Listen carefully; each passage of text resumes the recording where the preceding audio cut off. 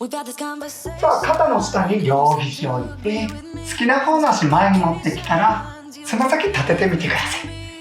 反対の足をピーンと伸ばして、これまたつま先立ててあげてください。さあ、このまま太ももをお尻の高さまで上げる運動。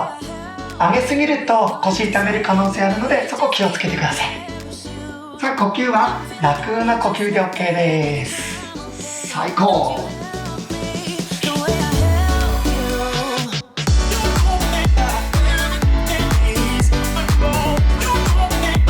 10 seconds left.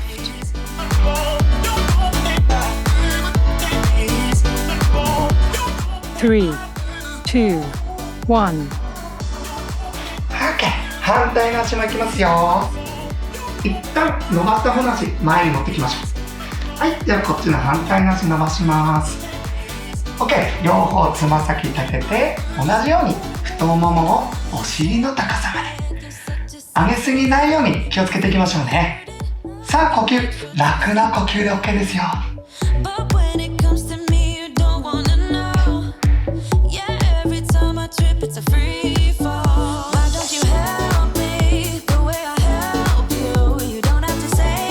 10 seconds left.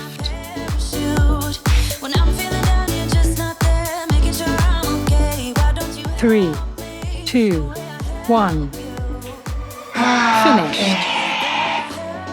膝と肘ちょっとついて痛いなーっていう場合は、タオルかなんか引いてやってみてください。はい、この動画気に入ってくださった方はグッドボタンとチャンネル登録お願いします。